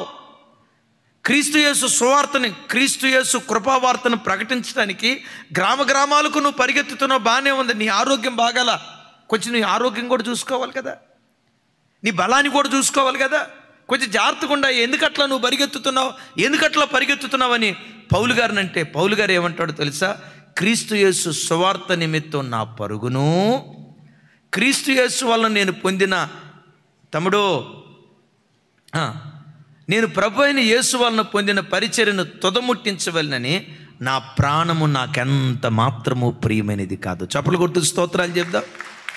అంటే దైవజనమా చూడండి, ప్రాణం కంటే విలువైంది ఏముంది? సహజంగా యేసయ్య చెప్పిన మాట అదే కదా. కానీ పౌలు గారు ఏమంటాడో తెలుసా?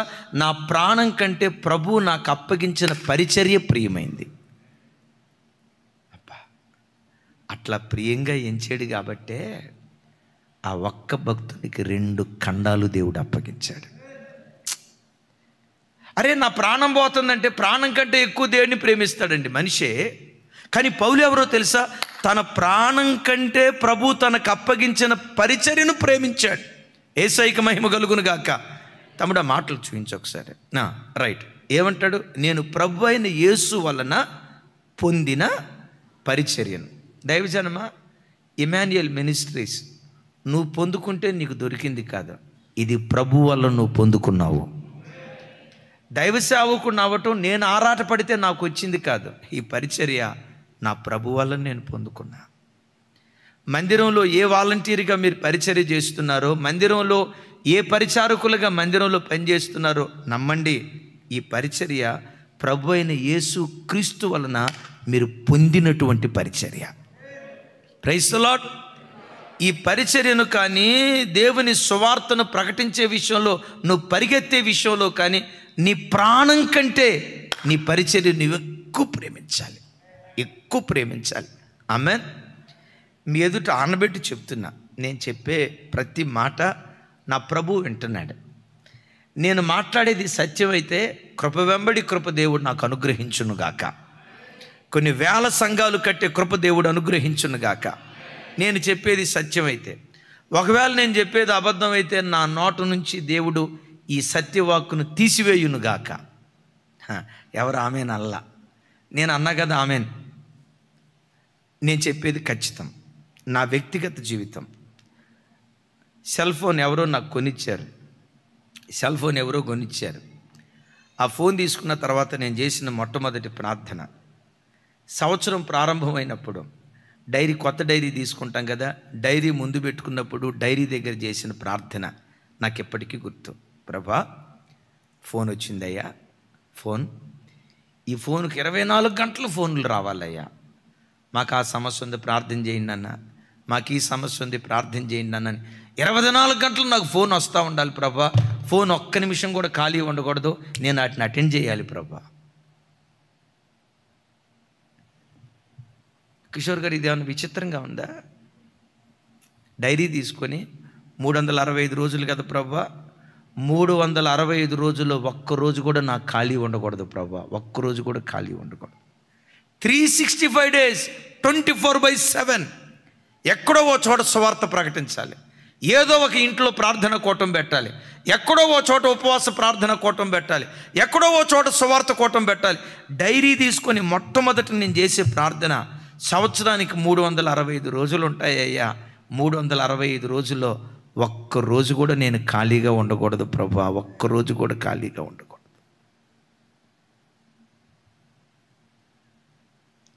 ఆ రోజు అట్లా ప్రార్థన చేసుకోవటాన్ని బట్టే ఈరోజు దేవుడు ఇట్లా వాడుకుంటా ఉన్నాడు ఆయన మహిమ కొరకు.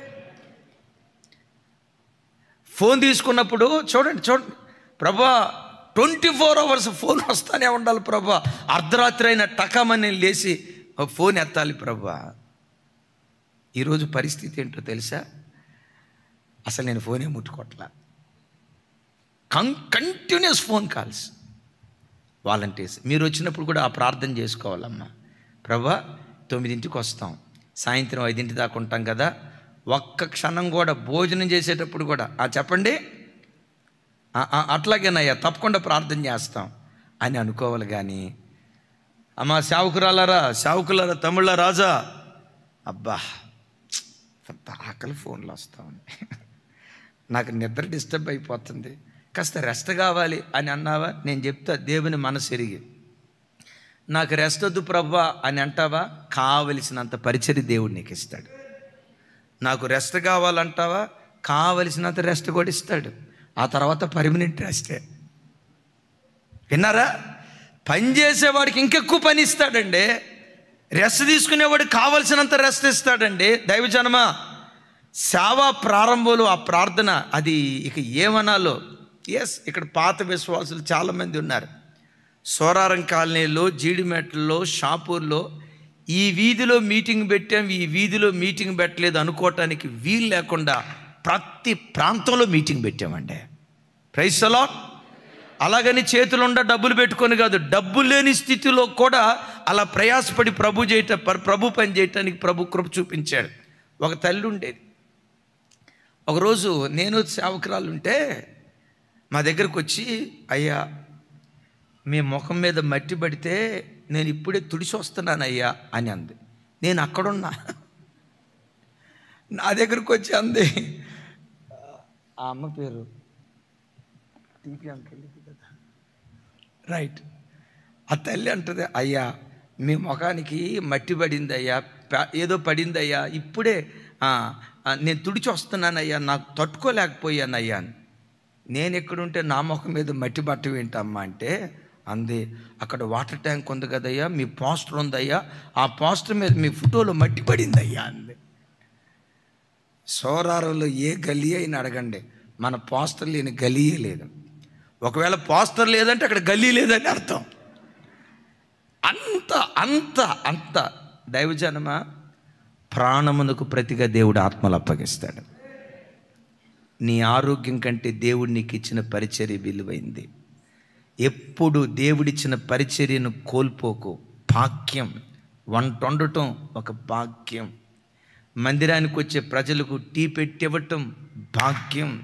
అయ్యా మా కొరకే ప్రార్థన చేయండి, ప్రజలు అడుగుతూ ఉంటే ప్రభువా వీళ్ళ కొరకు ప్రార్థన చేయటం ఎంతకు మించిన భాగ్యం నా బ్రతుకులో ఏముందయ్యా? ఎప్పుడు నా ఇల్లు, నా పిల్లలు, నా సంసారం, నా వాకిలి, ఆడి ముక్కు తొడవాలి, ఈడి ముక్కు తొడవాలి, వాడి డైపర్ తీర్చాలి, ఆడిది తీర్చాలి, ఇవన్నీ కడిగి కడిగి కడిగి కడిగి చెరకు నువ్వు కరిగిపోతుంటావు. అయ్యా 24 గంటలు ఈ కడుగుడేనా? ప్రభా నీ పని కొరకు నేను ఉపయోగపడేది. పౌలు గారు ఎలాంటి వాళ్ళు తెలుసా? తన ప్రాణము కంటే ప్రభు వలన పొందిన పరిచర్య. చూడండి అక్కడ, ప్రభు అయిన యేసు వలన పొందిన పరిచర్య. ఎవరి వలన పొందిన పరిచర్య? రాత్రి నేను 2 అయింది పండుకునేసరికి, కొంచెం లేట్ అయింది. 11:30 ప్రాంతంలో నా ఫోన్కి బిఎస్ఎన్ఎల్ నంబర్కి నాకు ఫోన్ వచ్చింది. 99% నేను అన్నోన్ కాల్స్ లిఫ్ట్ చేయను. దానికి చాలా కారణాలు ఉన్నాయి. ఎంతోమంది బెడ్లు ఉన్నారు, ఆ పరిచర్య చేస్తున్నారు కనుక నా దగ్గర నుంచి ప్రజలకు అవసరమైంది శ్రేష్టమైన దేవుని వాక్యం మీ కొరకు ప్రార్థన చేయాలి. ఇక ప్రతి ఫోన్ కాల్ నేను అటెండ్ చేశాను అనుకోండి, ఈరోజు పరిస్థితి ఇక 24 గంటల టెలిఫోన్ కాలర్గా నా లైఫ్ అయిపోతుంది. సో నాకు అప్పగించిన బాధ్యత వేరు. మరి మీరు అనొచ్చు, అన్నయ్య అప్పుడట్లా ప్రార్థన చేశారు కదా అన్నయ్య. అప్పుడట్లా ప్రార్థన చేసావు నిజమే. దేవుడు పరిచర్య భారం పెంచిన తర్వాత మన దర్శనాన్ని కూడా పెంచుకుంటూ రావాలి. Praise the Lord. దేన్ని పెంచుకుంటూ రావాలి? మన దర్శనాన్ని కూడా పెంచుకుంటూ రావాలి. సరే, రాత్రి ఒక తమ్ముడు ఫోన్ చేశాడు. నేను వెంటనే ఫోన్ కట్ చేశా. మరలా ఫోన్ చేశాడు. నేను వెంటనే టెక్స్ట్ మెసేజ్ పెట్టండి అని చెప్పాను. టెక్స్ట్ మెసేజ్ పెట్టేటప్పుడు, ప్రైజ్ ది లార్డ్, నా పేరు కమలాకర్, కడుపులో క్యాన్సర్ గడ్డతో చాలా బాధపడుతున్నాను, నొప్పి భరించలేకపోతున్నాను, దయచేసి నా కొరకు ప్రార్థన చేయండి, ప్రార్థన చేయించుకోవాలని ఫోన్ చేశాను అన్నాడు. ఆ మెసేజ్ చూడటంతో నా గుండె అట్లా పిండినట్లు అయిపోయింది. ఆ మెసేజ్ చూసి చూడక మునిపే క్షణాల్లో ఫోన్ చేశా. 11:15 వచ్చింది. ఫోన్ చేశా. అవతల నుంచి మూలుగుతూ బాధతో మాట్లాడుతున్నాడు. అయ్యా మీ పేరేంటి? కమలాకర్ అయ్యా. ఎక్కడుంటారు? ఘట్కేశ్వర్లో. అయ్యా ఇప్పుడే మీ మెసేజ్ చదివాను, మీకు క్యాన్సరా, కడుపులో క్యాన్సర్ నొప్పితో బాధపడుతున్నారా, గడ్డ వచ్చిందా అని అన్నా. అని అంటే మాట్లాడుతా సడన్గా ఏమన్నాడు తెలుసా? అయ్యగారు మీరు జెర్మియా పాస్టర్ గారు కదూ అన్నారు. అవునయ్యా నేను జెర్మియా పాస్టర్ గారు నేను అన్నా. అంటాడు, మీరు ఫోన్ లిఫ్ట్ చేస్తారన్నా అనుకోలేదయ్యా నేను. దేవా నువ్వు నా కడుపు నిప్పించినందుకే నీకు స్తోత్రం అయ్యా, నీకు స్తోత్రం అయ్యా అంటున్నాడు. ఏ తమ్ముడు కడుపు నొప్పి ఇచ్చినందుకు స్తోత్రం అంటావేంటి తమ్ముడు అన్నాను. నాకు ఈ కడుపు నొప్పి రాకపోతే మీకు ఫోన్ చేసేవాడిని కాదుగా, మీకు మెసేజ్ పెట్టేవాడిని కాదు కదా. నాకు కడుపు నొప్పి వచ్చినా పర్వాలేదయ్యా, మీరు నాతో ఫోన్లో మాట్లాడారు, అదే నా జీవితానికి ధన్యత అయ్యా అన్నాడు. ఆ మాటిని ఓ రకంగా, ప్రభా ఈ మట్టి గట్టాల కోసం, ఈ పనికి మాలిన వాళ్ళ కోసం పలకరిస్తే చాలు, చిన్న మాట మాట్లాడితే చాలు, ఇంత ఆరాటపడే ప్రజలు మా కోసం ఉన్నారా? ఎవడీడు? ఒక పల్లెటూరులో పుట్టి పెరిగినోడు, అనామకుడు. దైవజనమ, దేవుడిచ్చిన ఈ ఘనమైన పరిచర్య నమ్మకంగా చేస్తూ వెళుతూ ఉంటే ఆ బిడ్డ చెప్పిన మాట విని అంటాడు, అయ్యా చాలయ్యా, ఎంత నొప్పి అయినా పర్వాలేదయ్యా, మీతో ఫోన్లో మాట్లాడాను. దైవజనమ, దేవుడు నీకు ఇచ్చిన పరిచర్యని ఎప్పుడు విలువైనదిగా ఎంచు. ఒక సూచనగా మహత్కార్యంగా తన మహిమ కొరకు దేవుడిని నిలవబెట్టడం ప్రారంభిస్తాడు. Praise the Lord. చెప్దాం, ప్రైజ్ ద లార్డ్. పౌలు వారు ప్రాణం కంటే దేన్ని ఎక్కువ ఎంచాడు? అమ్మ చెప్పాలి. మందిరంలో దేవుడు నీకు ఏ పరిచర్య ఇచ్చాడో, నీకు అప్పగించిన పరిచర్య కొరకు నీ ప్రాణం కంటే దాన్ని ఎక్కువ ప్రేమించుదుగాక. ఆ బిడ్డ కమలాకర్ని దేవుడు స్వస్థపరచునుగాక. క్యాన్సర్ వ్యాధితో లోకంలో ఎంతమంది బాధపడుతున్నారో వారందరికీ ఒక గొప్ప విడుదల దేవుడు అనుగ్రహించినట్లు స్తోత్రాలు చెప్దాం. స్తోత్రం, స్తోత్రం, స్తోత్రం.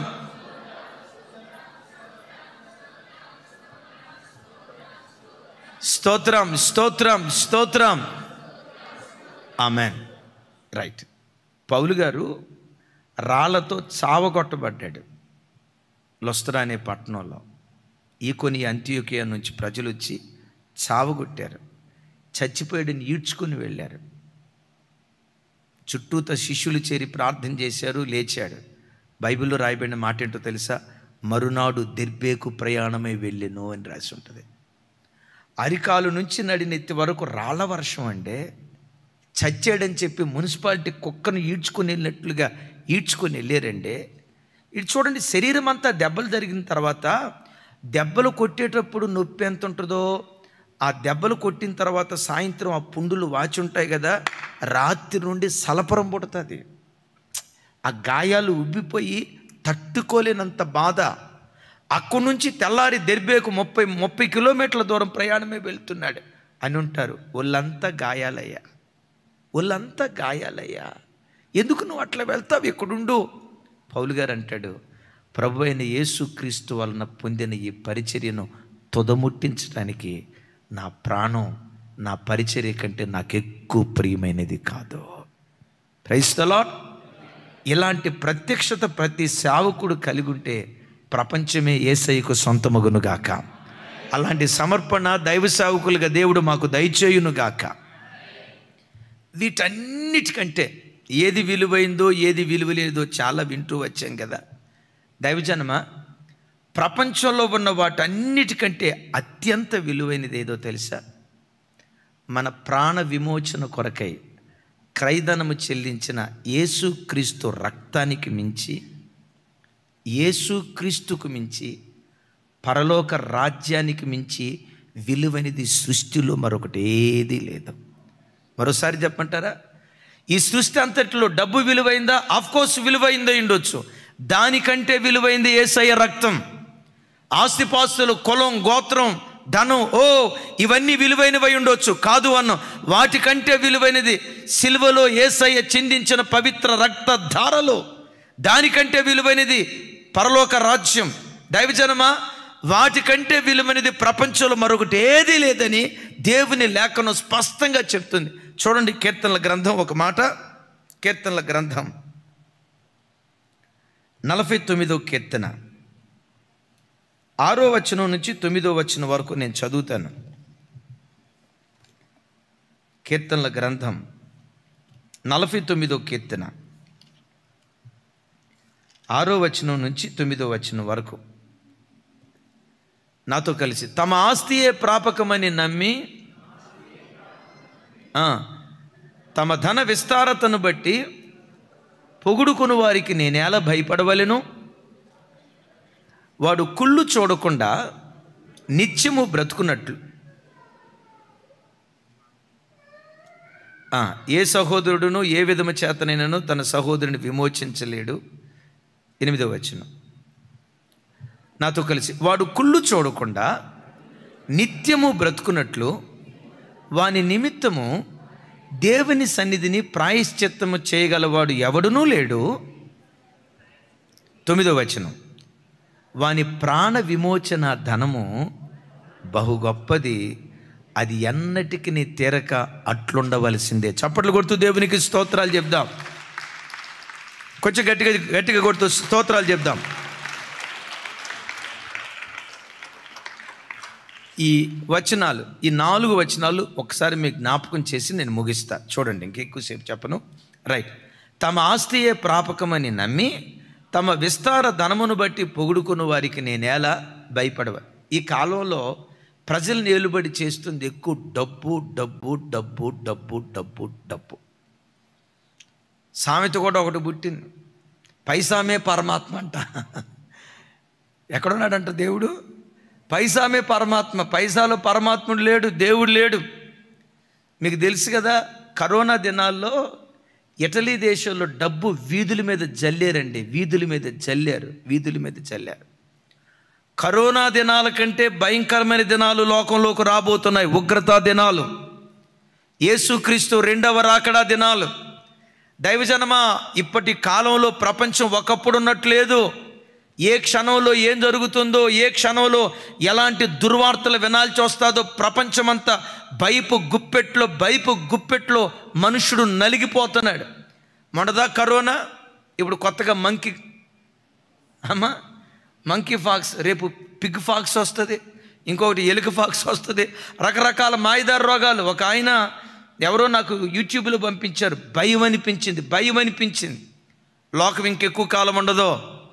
నేను సంఖ్య చెప్పకూడదు, ఎందుకంటే ప్రభు ఎప్పుడు వస్తాడు సమయం ఎవరికి తెలియదు, చెప్పకూడదు అన్నాడు. కాబట్టి చాలామంది చెప్తున్న మాట ఏంటో తెలుసా, లోకం ఇంకొక 5-6 సంవత్సరాల కంటే ఎక్కువ ఉండదు, ఓ 10-15 సంవత్సరాల కంటే ఎక్కువ వినాశనం రాబోతుంది.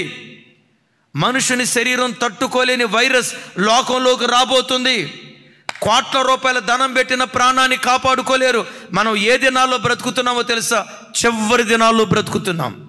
నీ ప్రాణం పోక, యేసయ్య రాక ఎవ్వడికి తెలియదు. మనం సంపాదించిన ఆస్తిపాస్తుల్లో నూలు పోగు కూడా మనతో పాటు రాదు అని వాక్యం ఖరాఖండిగా చెప్తూ ఉంది. నిజమే, వాక్యం చెప్పేది ఏముందండి? చనిపోయిన తర్వాత, చనిపోయి ఆఖరి క్షణాల్లో 50 సంవత్సరాలు నీతో కాపురం చేసిన భార్యని దగ్గరికి పిలిచి, లేదా కొంతమంది షష్ఠి పూర్తి చేస్తారు, 60 సంవత్సరాలు కలిసి కాపురం చేసిన భార్యని దగ్గరికి పిలిచి, నేను చచ్చిపోబోతున్నాను కాంతం, ఒక్కడిని సమాధిలోకి వెళ్ళటానికి నాకు భయంగా ఉంది, నాతో పాటు నువ్వు కూడా రాగాక అన్న. చూడండి, సమాధిలోకి ఒంటరిగా వెళ్ళడానికి నాకు కాస్త భయంగా ఉంది, కాంతం నువ్వు కూడా నాతో పాటు రా అని భర్త అంటే, భార్య ఏమంటుందో తెలుసా? సచ్చేటప్పుడు ఇదే మాయదారి కోరికరా, మొదలొష్టపోడా, సచ్చేటప్పుడు ఇదే మాయదారి కోరికరా నీకు. వస్తా, సమాధి దాకా వస్తా, సమాధిలోకి రాను. అరే, కట్టుకున్న భార్య రాదండి, నీ ఆస్తి ఎక్కడికి వస్తుందండి? దైవజనమా, ఆ క్రయం కంటే అతి శ్రేష్టమైన విలువ కలిగిన క్రయం ఏదో తెలుసా? మనందరి ప్రాణ విమోచన కొరకై కపాలమని అర్థమిచ్చే గొల్గతా పర్వతం మీద యేసుక్రీస్తు కార్చిన రక్తధారలు అన్ని క్రయాల కంటే, అన్ని ధనాల కంటే అతి శ్రేష్టమైనటువంటి ధనం అదే. Praise the Lord. ఈ సృష్టిలో యేసు రక్తము కంటే సమమైన రక్తం మరొకటి చెప్పాలి. గొర్రెల రక్తము కంటే, మేకల రక్తం కంటే, వెండి కంటే, బంగారము కంటే అతి శ్రేష్టమనేది యేసుక్రీస్తు వారి రక్తం. ఆ రక్తంతో ఒక వ్యక్తి కడగబడితే, నేను పాపినయ్యా, లోకంలో ఏమీ లేదయ్యా, ఈ ఆస్తిపాస్తుల కంటే, వెండి బంగారాల కంటే, ధనధాన్యాల కంటే నువ్వు నాకు శ్రేష్టమైన వాడివయ్యా, నువ్వు కార్చిన రక్తధారల ద్వారా నాకు పాప క్షమాపణ కలుగుతుందయ్యా అని నమ్మి ఆయన రక్తంతో కడగబడి పరలోక రాజ్యాన్ని స్వతంత్రించుకునే విషయంలో, పాపముతో పోరాడే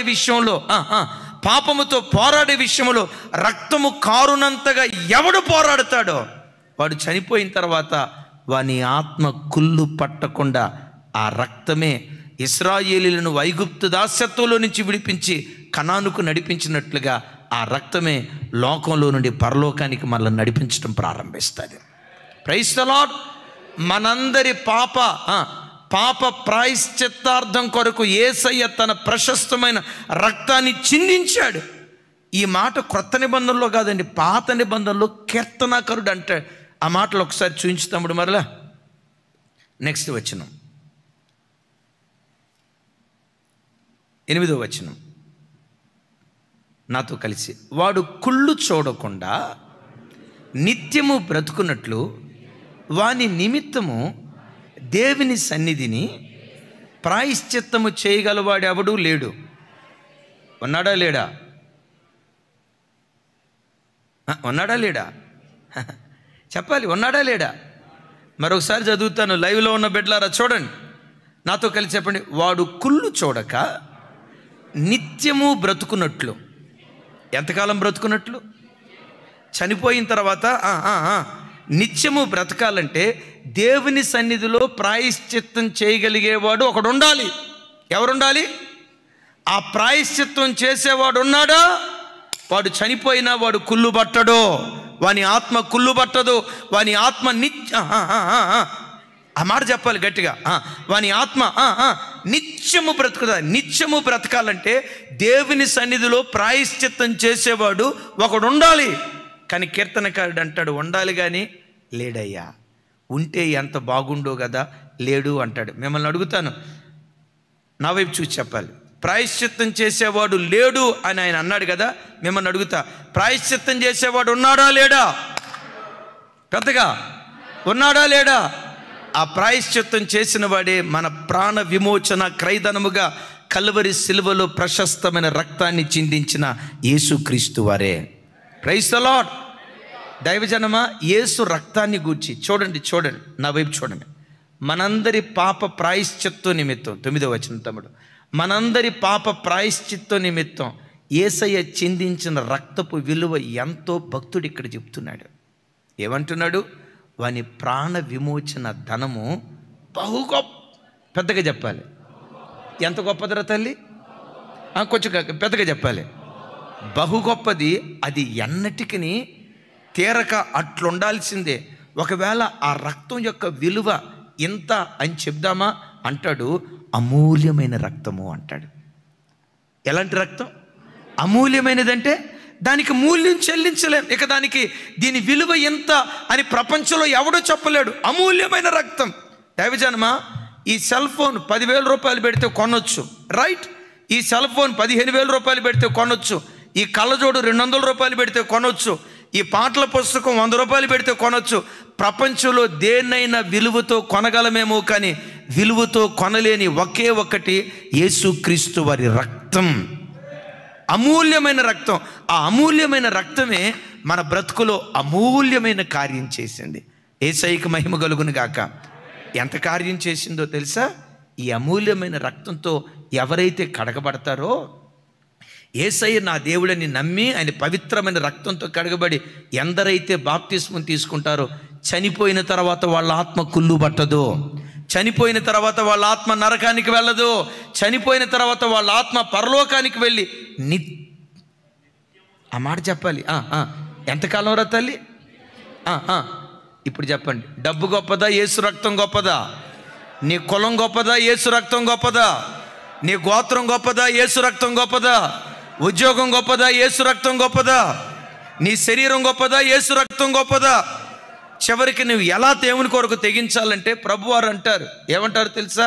పరలోక రాజ్యంలో నువ్వు ప్రవేశించే నిమిత్తం, కుళ్ళు పట్టని పరలోక రాజ్యాన్ని స్వతంత్రించుకునే నిమిత్తం, నిత్యము పరలోక రాజ్యంలో దేవునితో కూడా నువ్వు యుగాయుగాలు బ్రతుకు నిమిత్తం నీ కుడి కన్ను నిన్ను అభ్యంతరపరిచిందా? కొంచెం గట్టిగా. నీ కుడి చేయి నిన్ను అభ్యంతరపరిచిందా? నీ కుడి కాలు నిన్ను అభ్యంతరపరిచిందా అంటాడు భక్తుడు. యేసు ప్రభువారు, భక్తుడు కాదు, యేసు ప్రభువారు అంటారు, నీ కన్ను పదే ఆ చెడు చూడాలి అని పదే రేపుతుందా? నీ కంటిని పీకేయి అంటాడు. అంటే దాని అర్థం ఏంటో తెలుసా? కన్నుని పీకేయాలని కదా. అట్లా పీకేసి తీపాటికి అందరు గుడ్డోళ్ళు అయిపోయి ఉండేవాళ్ళు. అట్లాగని పాపం చేయమని కాదు సుమి. పరలోక రాజ్యాన్ని స్వతంత్రించుకునే విషయంలో, నీ దేహంతో పాపంతో పోరాడే విషయంలో రక్తము కారునంతగా నువ్వు పోరాడాలి. శరీరపు దురాశల కంటే పరలోకం శ్రేష్టమైంది. Praise the lord. అపవిత్రమైన కోరికల కంటే పరలోక రాజ్యం శ్రేష్టమైనది. ఇది ఎరిగే పౌలు గారు ఏం చేశాడో తెలుసా? నేను బెన్యామీను గోత్రీకుణ్ణి పెంటతో సమానంగా ఎంచుకున్నా, పరిసయ్యుణ్ణి పెంటతో సమానంగా ఎంచుకున్నా, మా నాన్న వాళ్ళని చూపించిన ఆస్తిపాస్తులను పెంటతో సమానంగా ఎంచుకున్నా, ధర్మశాస్త్ర విషయంలో నేను అనింజుణ్ణి, దాన్ని పెంటతో సమానంగా ఎంచుకున్నా. మరి ఇప్పుడు దేన్ని శ్రేష్టమైన దానిగా ఎంచావయ్యా అంటే, వాటన్నిటిని నష్టపరుచుకొని క్రీస్తును సంపాదించుకోవాలని నేను ప్రాకులాడుతున్నాను. ఆమేన్. ఏం సంపాదించుకోవాలని? అయ్యా క్రీస్తును సంపాదించుకుంటే నీకు వచ్చిన లాభం ఏంటయ్యా? మృతులలో నుండి నాకు పునరుద్ధానం కలుగుతుంది. అటుగా చెప్దాం ఆమేన్. కూర్చున్న లేచిన ఒక్క మాట అడుగు, దేవా ఈ డబ్బు ఉంటే ఎంత పోతే ఎంత, అంటే డబ్బు తీసేయమని ప్రార్థన చేయమన్నాం, నేను చేయమన్నా మీరేం చేయలేండి. ఒక మాట, డబ్బు ఇచ్చినా నాకు ఇవ్వకపోయినా, ఈ దేహంలో ఆరోగ్యం ఉన్నా లేకపోయినా, ఐశ్వర్యవంతుడిగా బ్రతికినా కడుపేదోడిగా బ్రతికినా, జీవితంలో నాకు ఏది దూరం చేసినా పరలోకం మాత్రం దూరం చేయొద్దయ్యా. నీ రాజ్యాన్ని నాకు దూరం చేయొద్దయ్యా. నీతో యుగాయుగాలు పరలోకంలో బ్రతకాలి. నా బ్రతుకులో యేసయ్యా ఏమీ ఇవ్వకపోయినా పర్వాలా, ఉద్యోగాలు ఇవ్వకపోయినా పర్వాలా, సంతానం ఇవ్వకపోయినా పర్వాలా, ఆస్తిపాస్తులు ఇవ్వకపోయినా పర్వాలా, ఐశ్వర్యం ఇవ్వకపోయినా పర్వాలా, ఏది నాకు దూరం చేసినా పర్వాలేదయ్యా. ఆరోగ్యం దూరం చేసినా నేను బ్రతకగలను. పరలోక రాజ్యాన్ని మాత్రం నాకు దూరం చేయకయ్యా. ఆ విలువైన దాని కొరకే నేను పోరాడుతున్నానయ్యా. పౌలు గారికి ఇచ్చిన దర్శనమే మనందరి దర్శనమై ఉండునుగాక. విలువ లేని వాటి కొరకు విలువైన దాన్ని కోల్పోకు. పరలోకం కంటే విలువైంది ఏముంది? అట్టి కృప దేవుడు మనందరికీ దయచేయునుగాక.